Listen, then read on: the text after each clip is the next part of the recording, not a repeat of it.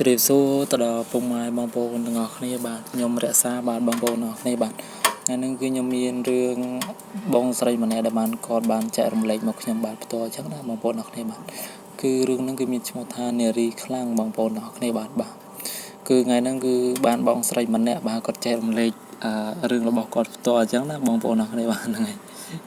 ដោយសារតែគាត់ហ្នឹងគឺមានគ្រួសារច្រើនបងប្អូនទាំងអស់គ្នាបាទគាត់មានប្តីច្រើនអញ្ចឹងណាគាត់មានប្តីច្រើនខ្លាំងមែនទែនអ្នកនររហូតដល់7នាក់អ្នកនរ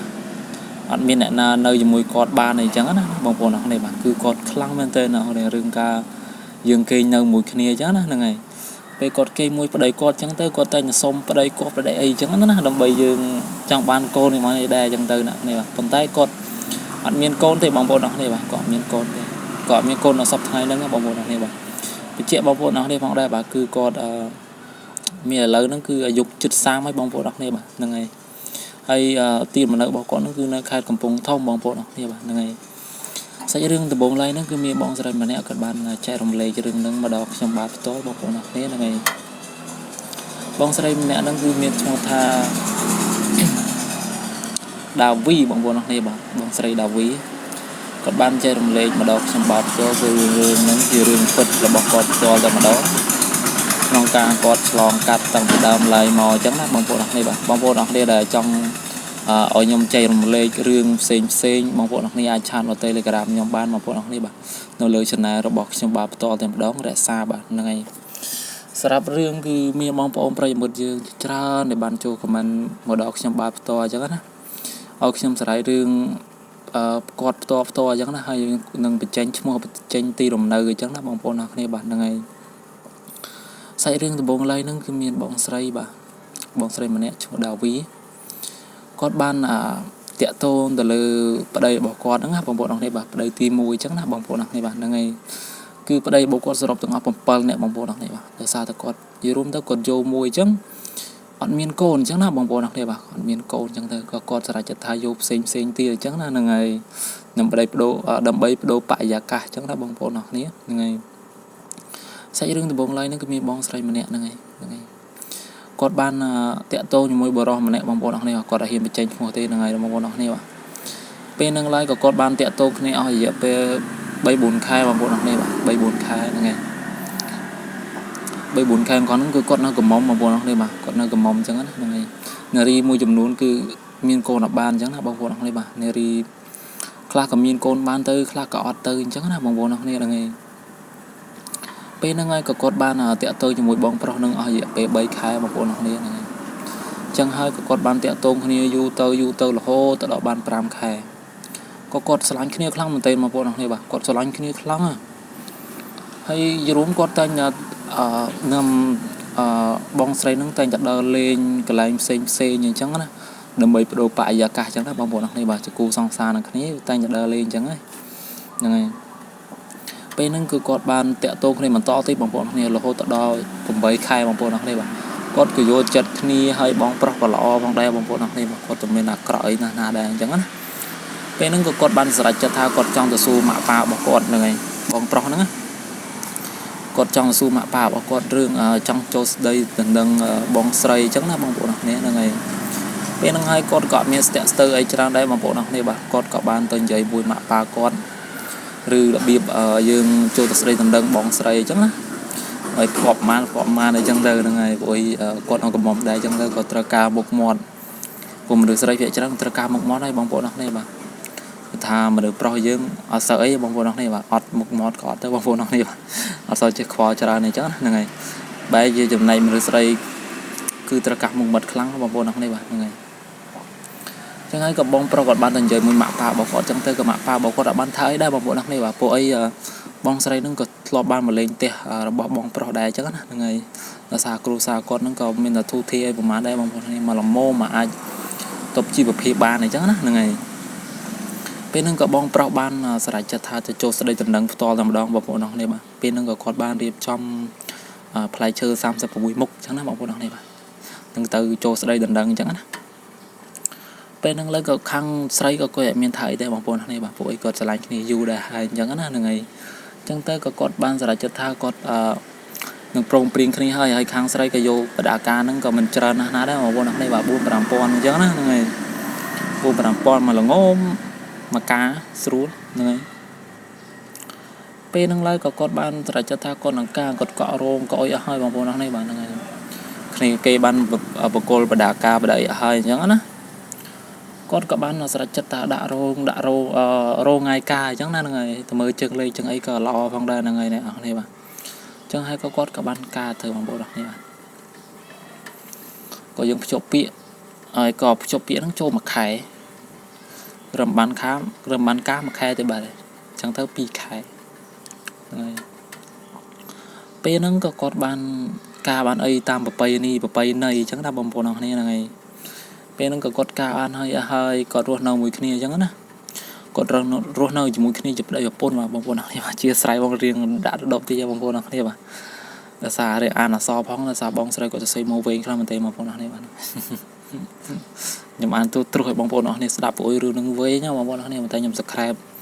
មិនត្រឹម20 នាទីបានហើយបងប្អូនអរគ្នាបាទកុំឲ្យវែងពេកអញ្ចឹងណាហ្នឹងហើយពេលហ្នឹងក៏គាត់បានការបានអីហើយក៏គាត់បាននៅជាមួយគ្នាបងប្អូនអរគ្នាអីយ៉ាជាស្រ័យបងប្អូនអរគ្នាគាត់បានរស់នៅមួយគ្នាអស់រយៈពេល5 ឆ្នាំបងប្អូនអរគ្នា5 ឆ្នាំយូរដែរបងប្អូនអរគ្នា5 ឆ្នាំយូរខ្លាំងណាពេលហ្នឹងក៏គាត់បានយល់ទៅគាត់នៅមួយគ្នា5 ឆ្នាំអត់មានកូនទេបងប្អូនអរគ្នាបាទអញ្ចឹងហើយថ្ងៃមួយគាត់ក៏បាននាំប្រពន្ធរបស់គាត់ដែលជាម៉ែក្មេកឲ្យក្មេករបស់គាត់អញ្ចឹងណាដើម្បីឲ្យនាំទៅមន្ទីរពេទ្យដើម្បីពិនិត្យមើលរឿងយើងពិនិត្យមើលស្បូនពិនិត្យមើលអីអញ្ចឹងណាព្រោះរឿងពេទ្យនេះអត់សូវដឹងដែរបងប្អូននេះបាទហ្នឹងហើយគាត់ទៅបានទៅពិនិត្យមើលស្បូនមើលអីអញ្ចឹងទៅស្បូនបើកល្អអត់ឬក៏វាមិនបានអត់មានកូនអញ្ចឹងទៅណាពេលហ្នឹងគាត់បានទៅពេទ្យមែនបងប្អូននេះបាទពេទ្យក៏ពិនិត្យមើលអីហើយក៏ថាបងស្រីហ្នឹងគឺខ្សោយបងប្អូននេះបាទគឺខ្សោយហើយណាមួយបងស្រីដែលធ្លាប់មានកូនអញ្ចឹងទៅពេលហ្នឹងក៏បងស្រីគាត់ពិបាកចិត្តខ្លាំងដែរបងប្អូននេះបាទដោយសារតែទី1គាត់មានកូនអត់បានអីអញ្ចឹងទៅគាត់តែពិបាកចិត្តអញ្ចឹងណាហ្នឹងហើយដោយសារប្តីគាត់ចង់បានកូនដែរហើយនិយាយតាពូមីងចង់បានកូនដែរអញ្ចឹងណាបងប្អូននេះហ្នឹងហើយពេលហ្នឹងគឺគាត់នៅតែបន្តគេជាមួយគ្នាអីរហូតបងប្អូននេះបាទប៉ុន្តែអត់មានកូនបានបងប្អូននេះបាទគាត់នៅមួយគ្នាអស់រយៈពេល1 ឆ្នាំទៀតបងប្អូននេះ1 ឆ្នាំទៀតក៏ប្តីគាត់រៀងធុញទ្រាន់អីចឹងណាប្តីគាត់រៀងធុញទ្រាន់ដោយសារតែគាត់មានកូនអត់បានហ្នឹងហើយពេលហ្នឹងហើយប្តីគាត់រៀងត្រាម៉ាអញ្ចឹងណាហ្នឹងហើយរៀងចង់ដោះដៃអីចឹងណាបងប្អូននេះបាទដោយសារតែយើងការមួយគ្នាចូល6 ឆ្នាំហើយបងប្អូននេះ6 ឆ្នាំហើយណាអត់មានកូនទៀតពេលហ្នឹងគឺបងប្រុសហ្នឹងគាត់ស្រេះខ្លាំងមែនទែនបងប្អូននេះបាទគាត់មូមកគាត់ផងអីផងទៅពេទ្យផងរោថ្នាំ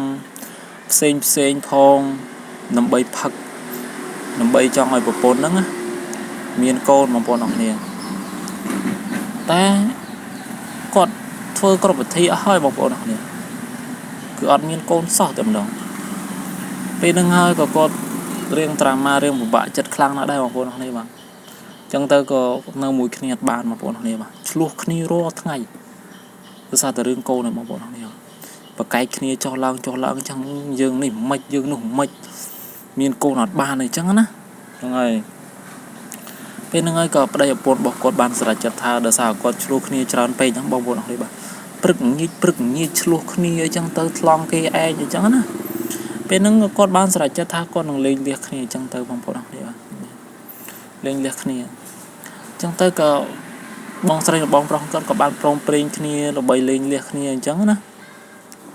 គាត់ក៏បានលេងលះគ្នាមែនបងប្អូនអរគ្នាបាទហ្នឹងហើយគាត់បានលេងលះគ្នាមែនហ្នឹងហើយពេលហ្នឹងហើយក៏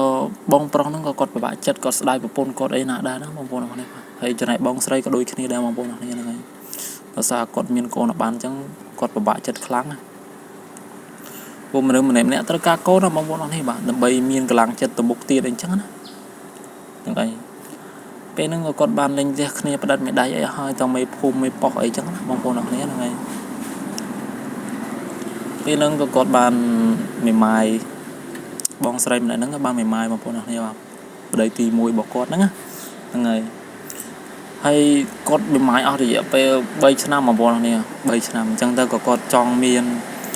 cù sco lần vinh chẳng á trong miền ở đây lần vinh chẳng ta còn trong miền ở đây lần vinh chẳng á bọn bọn này về nâng có bong sấy nâng con các bạn mới khơi mà rồi mà nè bọn bọn này bà cứ bong prong nè nâng cứ cùng lăng khăng miền tên bọn bọn này bà cùng lăng khăng à bọn nè thơ sai cứ cùng lăng khăng để mà đong bọn này bà con bon khơi bong prong nè nâng á cứ lơ plư sai bọn bọn này sạch đom mà ngành đây nâng bọn bọn này bà bên nâng con ban chập vào mình chẳng là bọn bọn này bà con ban chập vào chẳng tới có con mẹ rom tha riêng trong ban bong prong nâng thử đây vậy chẳng là đợt sao con bạc kè thơ sai phong dùng tới bong prong mình anh cần lo bong prong là cần lo ngày là cần lo ha bên nâng cứ bong sai con ban thơ thực kỳ bong prong này nâng nâng á ngày bong prong mình nâng cái nhom hiền bị tranh chung đây bong prong đây bạn đợt sao ta con ta xây chung đạo nhom đây bong prong đây bạn nhom hiền bị tranh chung chẳng á tại bạc po tại đó bong ôn một chùm luôn là miền chung đôi chẳng là bong prong này bên nâng con ban này dây kia lên cùi dây kia lên chẳng từ chỉ thòng mà đá thì bong prong này bà mai chụp cả lót tên nhầm mai nhai cả lót bong prong này mà bà mai sấy thì bong prong này dập bật đau rồi bên nâng bong sấy cả ban su bên đi su bên nút tư hay su thà bong bong ấy nó du nải nhưng mà khơi mỏng anh cam hay rồi bún rối sao tao bong prong nó có ban chạy thà bong ơi nhom đang vô bồn mà thời tiết hay nào mùi mục nhom có pro mục nhom có bại chẳng nó miền na vô nhom tê chẳng tới có bong sấy nhẹ nó có thà miền na mình nộp tràn mà cần nó chăm thì vô mong anh tê khai tập bong anh ăn vô chẳng á ngày ban bong prong này mà bên đang cứ bong sấy riêng ốc là cho mùi bong proi chẳng á là sao trong ban bong proi chẳng tới ngày bên nâng cứ được thay ốc trong ốc làm được pro win chẳng á này ông bong bong chỉ ló mà bong đọc này mà cứ riêng bong sấy mình nâng cứ ở đây bọc con nâng ta pi thế bong bong đọc này mà chỉ ló mà bong đọc này sorry khăng thế nó bong đọc này chỉ ló đã tháp pa là chẳng á này bong bong còn cái cắn với nhom dậy riêng đã đọc tới hay nào muối nhom dậy chỉ ló là sao đã con nâng ta xây một chỉ ló đây chẳng là bong bong đọc này mà tôm nhom su còn đong thì tao vẫn có tháp tập pi thế bong pro để tôi xây mò đi khâu thì bằng phone này các bạn này nhưng mà chạm đóng thì bằng phone này bạn cứ đây bảo con đang miên là pi tê bằng phone này là ngày bên năng cứ cột ban tiện tông với bóng pro chẳng á là ngày cột ban tiện tông với bóng pro bằng phone này bạn bên năng có cột mẹ rong thao cột riêng snap kia chẳng là xa bóng sấy khơi bóng pro chẳng từ khơi có cột ban từ châu từ lên như chẳng cái rồi cột từng dây lên cho môi kia chẳng á là ngày ngày môi nó cứ bong sấy các bạn chụp bong pro nó mà đong tiền cốt nó có bán xu từ căn bong pro này nó thang bong ấy trong ba một pon tiền on này nhom nè nó mà du hơi rồi vào đây hoạt bàn so cả thang chán á cho nên bong pro này nó cốt bạn này sai bong pro này là sao là trong nơi gần lo hay chán á bong pro này nó nghe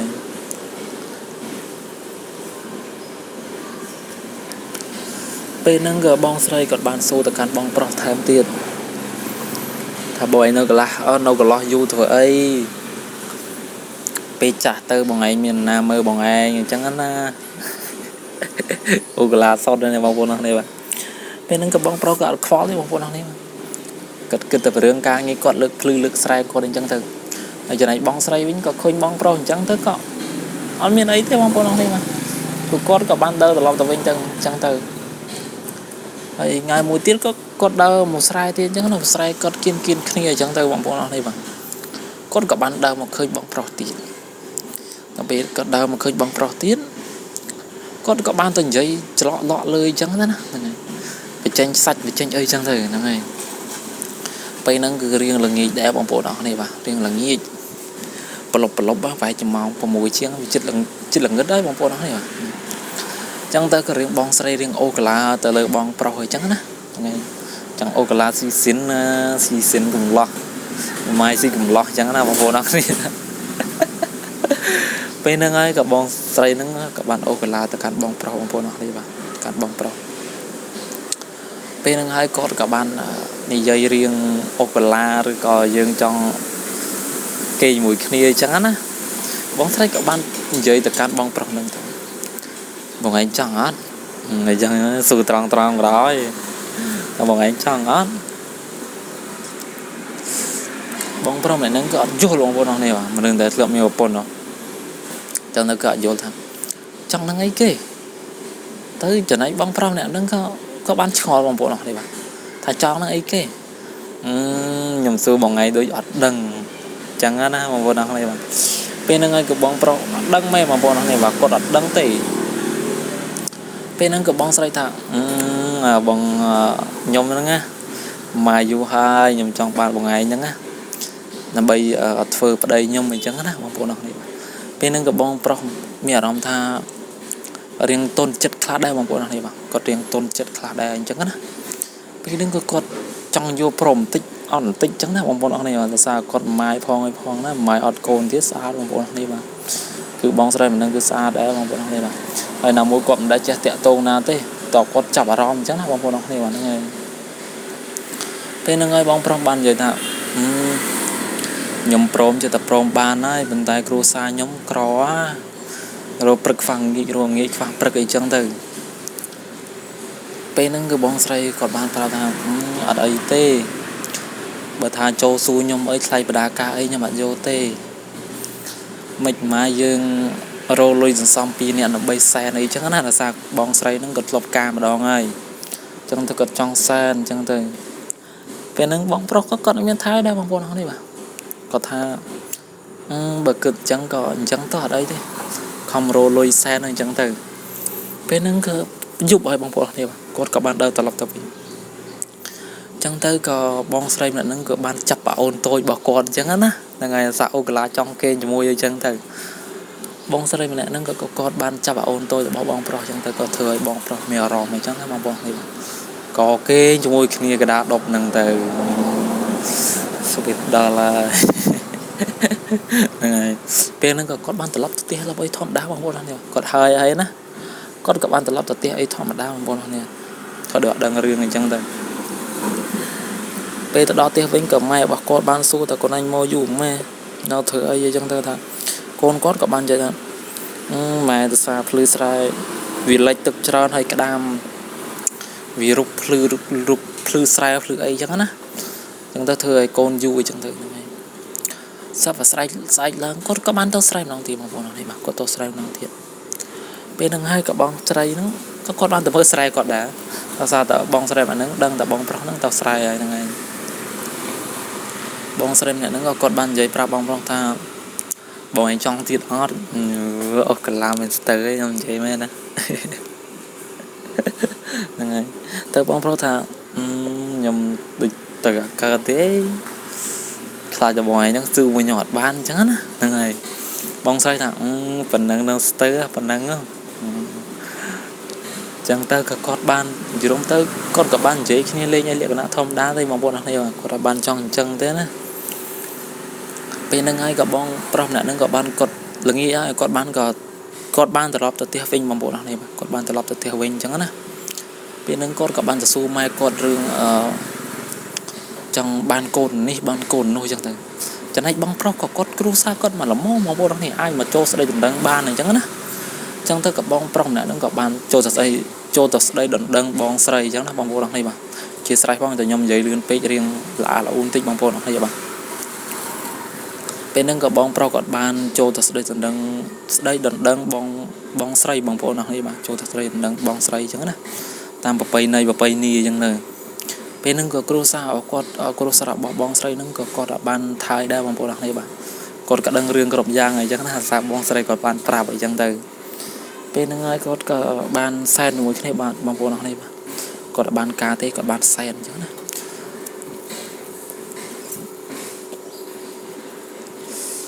គាត់បានសែនមួយគ្នាគាត់រស់នៅមួយគ្នាអស់រយៈពេល1ឆ្នាំបងប្អូននេះគាត់ក៏បានសម្រេចចិត្តថាគាត់យកកូនអញ្ចឹងណាពេលហ្នឹងគឺគាត់បានមែនបងប្អូននេះបានមែនប៉ុន្តែប្រហែលជាប្តីមុនហ្នឹងអត់ខ្លាំងបងប្អូននេះប្រហែលជាប្តីមុនហ្នឹងអត់ខ្លាំង បែមកជួបបងប្រុសវិញគឺខ្លាំងបងប្អូននេះខ្លាំងបងប្អូននេះសូមបញ្ជាក់បន្តិចគឺប្តីមុនរបស់គាត់ហ្នឹងគឺចាស់បងប្អូននេះបាទចាស់ប៉ុន្តែដល់ពេលបានប្តីក្រោយហ្នឹងគឺក្មេងបងប្អូននេះក្មេងខ្លាំងមែនទែនថ្ងៃអញ្ចឹងទៅគឺអាចនិយាយបានថារឿងបងស្រីហ្នឹងក៏វាស្រើបស្រាលខ្លាំងណាស់ដែរបងប្អូនទាំងគ្នាបាទហើយក៏អរគុណច្រើនទៅដល់បងប្អូនទាំងគ្នាដែលបានស្ដាប់រឿងនេះតាំងពីដើមរហូតដល់ចប់អញ្ចឹងណាបងប្អូនទាំងគ្នាបាទអរគុណច្រើនខ្លាំងមែនទែន